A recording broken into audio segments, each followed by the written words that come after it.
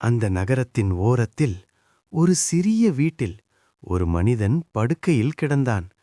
அவனுடைய கால்கள் அசையவில்லை. அவன் பல வருடங்களாக நடக்கவில்லை. அவனுக்கு நல்ல நண்பர்கள் இருந்தார்கள். அவர்கள் நால்வரும் அவனுடைய வேதனையை பார்த்தவர்கள். அந்த 4 பேர் சொன்னார்கள், இயேசுவிடம் உன்னை கொண்டு போனால் நிச்சயமாக நீ சுகமடைவாய். அவர்கள் இயேசு இருந்த வீட்டுக்கு வந்தார்கள். ஆனால் வீட்டுக்குள் செல்ல முடியவில்லை. வாசல் முழுவதும் மக்கள், கூட்டம் நிரம்பியிருந்தது. வழி இல்லை என்றால் வழி உருவாக்குவோம். அவர்கள் கூரையின் மேல் ஏறினார்கள். கூரையை அகற்றி அதன் வழியாக அவரை கீழே இறக்கினார்கள். இயேசு போதித்துக் கொண்டிருந்தார். மக்கள் ஆச்சரியத்துடன் பார்த்தார்கள். படுக்கையில் கிடந்த அந்த மனிதன் மெல்ல மெல்ல இயேசுவின் முன் இறக்கப்பட்டான். இயேசு பார்த்தார், மனிதனை அல்ல, அவர்களின் நம்பிக்கையை பார்த்தார்.